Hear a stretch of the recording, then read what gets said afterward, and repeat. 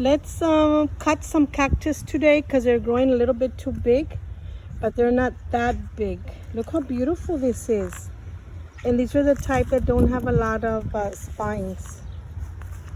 I'm using a glove that it has some plastic on the fingers, so I'm going to try and just pick with the fingers and not with this little fabric, because then I will get the spines on my hand. So I'm going to try and just use my fingers with this thick plastic on the bottom.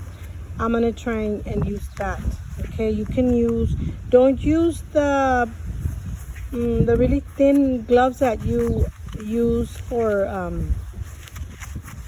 when you color your hair, or just the really thin ones that you use for your cooking or kneading bread. Not those. Just use the thick. You can use the thick leather ones, not the fancy ones that are soft inside, because the spines will go in there and they will get water in them. So you try and use ones that are like this, a plastic. This should be on the other side, but I can't find the other gloves to put them on the right side. This should be how I should be picking them, with this side. But I only got the right one. I don't have the left one, and I can't really work with this, with the wrong glove on the wrong hand. So a glove that's all like this thick plastic, it's a best deal.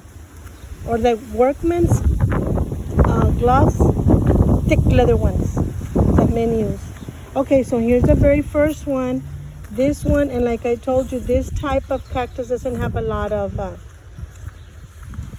spines, and they're kind of big. That's cool. It rained here a lot last week, so I don't know, they grew so big. So we're gonna pull them out here, because if you leave them any more longer, they'll just get thick. They'll get thick, and then they'll start having babies, and then you don't want to cut it anymore. You see how the spines are very fine in between? They're very easy to clean. Okay, since we're talking about this, and I did start talking about eBay. When they tell you to sell things from your home, this is one of the things that you can sell. Here, all you gotta do is pick them, and maybe you can take off some of the spines with butcher paper or something, and just pack them up. You don't have to even clean them really well on the spines, because there's not going to be pointy anymore. These nubs will just have to be removed later. The actual little spines will be taken off with the paper, like that one that you can see right there, that one. Okay, so like this came, like if you saw for like a pound, it's like 4 or 5 these giant ones. If you have smaller ones like this, they will be more. Okay, so to cut them, just give them a little twist or to the side. This one looks really big, but it's very fresh. Sometimes they're big, and you don't eat the big thick ones like this. This, no, but all these that grow on top, this one's, yes. I'll drop one again. Okay, on this one, this last freeze, and every freeze that we've had, this moringa right here, they freeze. It freezes. They freeze.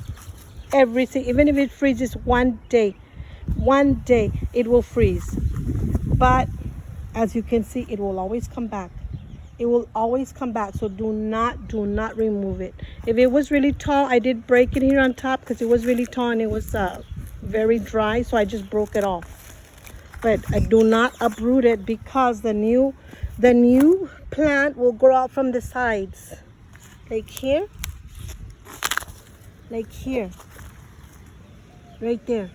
And then if it was one at one time, now we have more. There's one, and there's going to be another one there, and then there's another one on the back side. So, and sometimes you can get even up to 7 new ones coming out. Okay, this is all the where it froze. And I always have that one next to the cactus, because they work well with each other. The cactus, sometimes if it rains too much, it wants to fall, and I can just tie it to the moringa, and they help each other as they sway in the wind, or how they grow. So there we go. And even the moringa, even right now, it just grew like 2 weeks ago. It already has leaves that you can take off and eat, or make for tea or dry. There's a lot of moringa right here. Here's another one that's not too big, but it's ready to be harvested. This one here. Look, I have a lot of them already. And that's just from this one plant. This is a little tiny one I'm gonna leave for later. This it's like 2.5 inches. I'm gonna leave that one, but look at this giant one, and it is a fresh pad. Look at this. This is very big, but this is still edible. Look how big it is. And then we have this one right here.